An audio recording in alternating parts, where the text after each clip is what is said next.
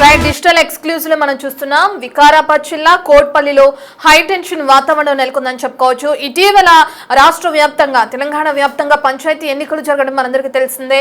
3 విడతల్లో భాగంగా అనేక మంది అభ్యర్థులు ఇప్పటికే గెలుపొందారు. అయితే ఇప్పుడు సర్పంచ్ ఇంటిపైనే దుండగులు దాడికి యత్నించారు. అయితే ఎవరు దాడి చేశారు ఏంటనే డీటెయిల్స్ మనకు తెలియాల్సి ఉంది. దీనికి సంబంధించి ఇప్పటికే అతని హాస్పిటల్లో జాయిన్ చేశారు. సర్పంచ్ భర్త ఎవరైతే ఉన్నారో తనపైన సంఘయ్యపై దాడి జరిగింది. అతని హాస్పిటల్లో అడ్మిట్ చేశారు. ఇప్పటికే ట్రీట్మెంట్ జరుగుతున్నట్లు తెలుస్తుంది. అండ్ పోలీసులు కేసు నమోదు చేసుకుని విచారణ కూడా కొనసాగిస్తున్నారు. ఎన్నికల్లో నూతనంగా గెలిచిన సర్పంచ్ భర్త సంగయ్యపై దుండగులు దాడి చేయడం జరిగింది. అర్ధరాత్రి సర్పంచ్ ఇంటికి ముసుగులో వచ్చి మరీ దాడికి తెగబడ్డారు ఈ దుండగులు. దాడిలో తీవ్రంగా గాయపడ్డ సర్పంచ్ భర్త సంగయ్యని హాస్పిటల్ కి తరలించారు. రాత్రి హైదరాబాద్ నుంచి ఇంటికి తిరిగి వచ్చాక తను కారు పార్క్ చేస్తుండగా దుండగులు ఒక్కసారిగా తనపైన అటాక్ చేశారని ఆయన తెలియజేస్తున్నారు. దాడికి పాల్పడిన వారిని పట్టుకోవాలని రహదారిపై బైఠాయించి గ్రామస్తులు పక్కన ఆందోళన కూడా వ్యక్తం చేస్తున్నారు. పోలీసులు కేసు నమోదు చేసుకుని దర్యాప్తు చేస్తున్నట్లు మనకు తెలుస్తుంది.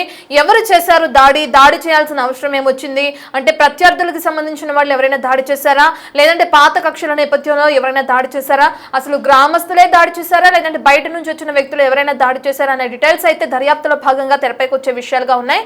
అయితే ఇప్పటికే అతను హాస్పిటల్లో ఎవరైతే సర్పంచ్ భర్త సంగయ్య ఉన్నారో అతను హాస్పిటల్లో ట్రీట్మెంట్ తీసుకుంటున్నారు. ఆ విజువల్స్ కూడా మనం బిగ్ టీవీ స్క్రీన్ పైన చూస్తున్నాం. అయితే దాడికి సంబంధించిన విజువల్స్ ఉన్నాయి, ఒకసారి చూద్దాం.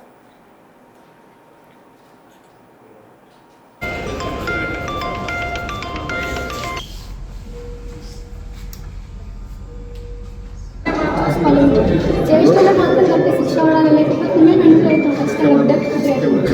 శిక్ష అవడానికి మేము ఇంట్లో అవుతాం ఖచ్చితంగా.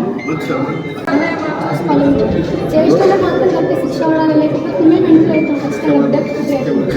శిక్ష అవడానికి మేము ఇంట్లో అవుతాం ఖచ్చితంగా. చేష్టలో మాత్రం తప్పి శిక్ష అవడాలి, లేకపోతే మేము ఇంట్లో అవుతాం ఖచ్చితంగా. శిక్ష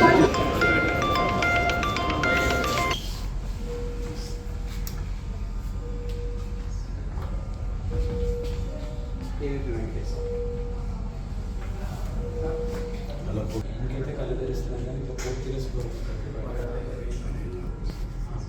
ట్రీడింగ్ అయ్యి దాని వల్ల ఊపిరి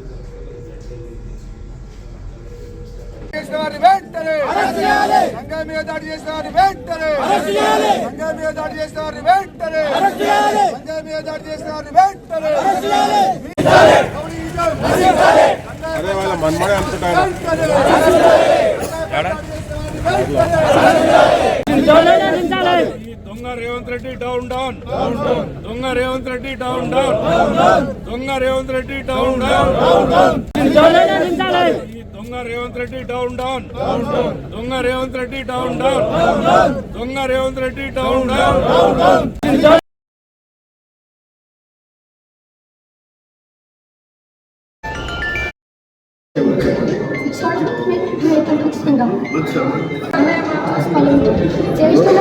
వికారాబాద్ జిల్లా కోట్పల్లిలో ఏదైతే సర్పంచ్ భర్తపై దాడి జరిగిందో ఆ ఘటనకు సంబంధించిన పూర్తి డీటెయిల్స్ అందించడానికి మా ప్రతినిధి పాపన్న అందుబాటులో ఉన్నారు.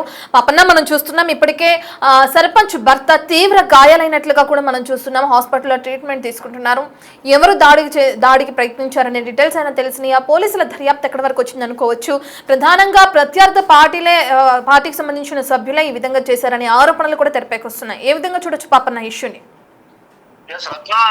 తెలంగాణలో స్థానిక ఎన్నికలు ముగిసినప్పటికీ ఆ సర్పంచులకు సంబంధించిన ఫీవర్ అయితే ఇంకా పోయినట్టు కనిపిస్తలేదు. ఎందుకంటే 2 రోజుల క్రితం కూడా కామారెడ్డి జిల్లాలో సర్పంచ్ అభ్యర్థికి సంబంధించి వారి తమ్ముడు ప్రత్యర్థి పైన దాడి చేశారు ట్రాక్టర్ తోటి. సేమ్ అదే రీతిలో నిన్న రాత్రి కూడా వికారాబాద్ జిల్లా తాండూరు నియోజకవర్గం సంబంధించి కోటపల్లి మండల కేంద్రం ఏదైతే ఉందో అక్కడ మొన్నటి ఎలక్షన్ లో కాంగ్రెస్ తరఫున భారీ విజయం సాధించిన వాసమ్మ ఆమెని కాంగ్రెస్ అభ్యర్థి అయితే విజయం సాధించడం జరిగింది. దానికి సంబంధించి కాంగ్రెస్ పార్టీని పూర్తి భుజాల మీద వేసుకొని ఆ సర్పంచ్ ఎన్నికల్లో కీలకంగా ఉన్న వాసమ్మ భర్త ఎవరైతే సంగయ్య ఉన్నాడో సంగయ్య మీద నిన్న రాత్రి 11 గంటలకు ఆయన ఇంటి దగ్గరనే దాడి అయితే జరిగింది. రత్న, ఆ దాడికి సంబంధించి అయితే నిన్న ఏదైతే మనకు ఎంజీఎన్ఆర్టీ బిల్లుకు ఉపాధి హామీ పథకాన్ని మారుస్తూ కేంద్ర ప్రభుత్వం తీసుకున్న నిర్ణయానికి సంబంధించి అటు బీజేపీ కాంగ్రెస్ కు కూడా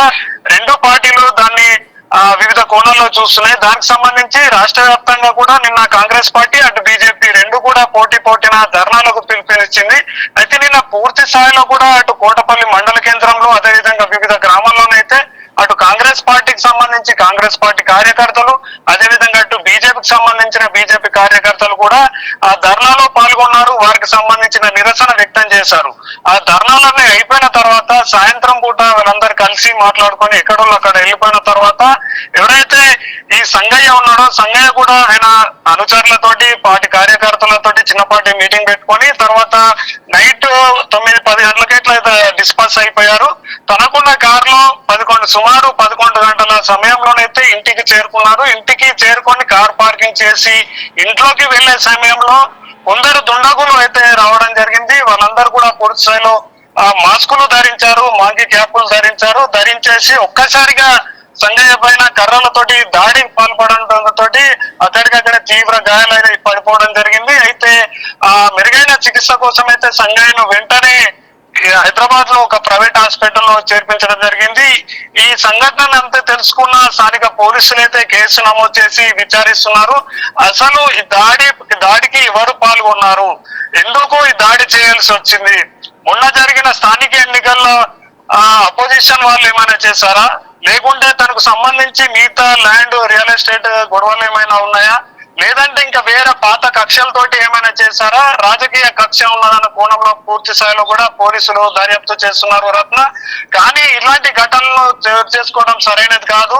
మా నూతనంగా ఎన్నికైన సర్పంచ్ భర్త పైనే ఇలాంటి దాడులు జరిగితే రేపు పొద్దున సామాన్య కార్యకర్తమైన మా పరిస్థితి ఏంటి, నార్మల్ సాధారణ ప్రజల పరిస్థితి ఏంటంటూ కూడా ఈ రోజు కోటపల్లికి సంబంధించిన గ్రామస్తులందరూ కూడా మండల కేంద్రంలోనైతే పెద్ద ఎత్తున ధర్నాకు దిగారు. వారు ఆందోళనకు వ్యక్తం చేశారు.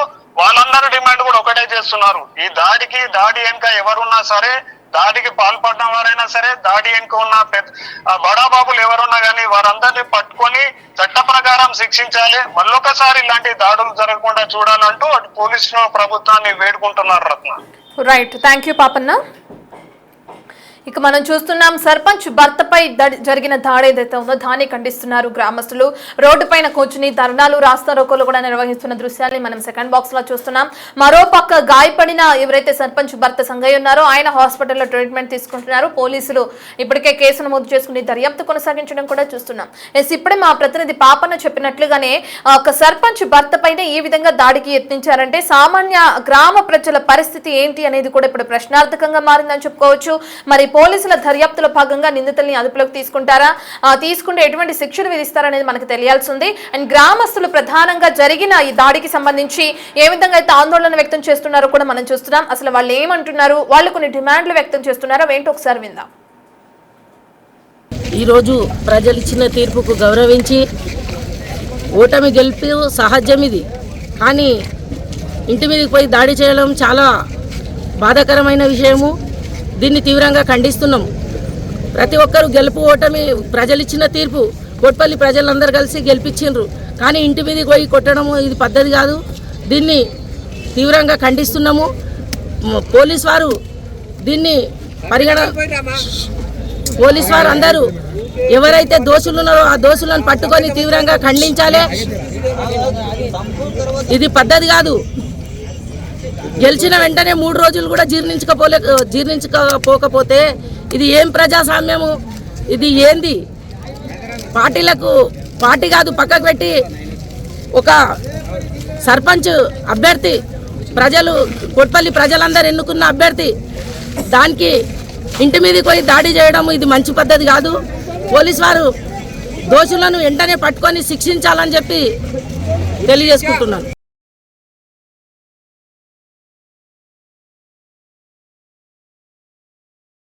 గ్రామస్తులు ఏ విధంగా అయితే కఠిన చర్యలు తీసుకోవాలనే డిమాండ్ చేస్తున్నారో కూడా మనం చూసాం.